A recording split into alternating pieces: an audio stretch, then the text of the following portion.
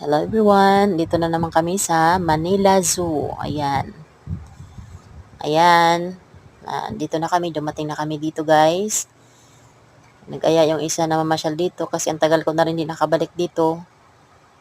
Ay nako, ang mahal guys ng entrance. 300 per head. Kung taga Manila ka, ang babayaran mo ay 200. Pero kung hindi ka taga Manila, ang babayaran mo ay 300 pesos per head.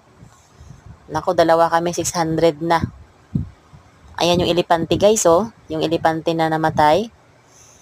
Yun nila, ayan oh. Pet Eternity. Yan. Si Ali. Ayan yan si Ali. Namatay yan, tapos parang tinurukan nila ng gamot. Na kahit patay na siya, yung mga balahibo niya, pure na pure pa rin, tunay na tunay yung balahibo niya. Pero patay na yan guys.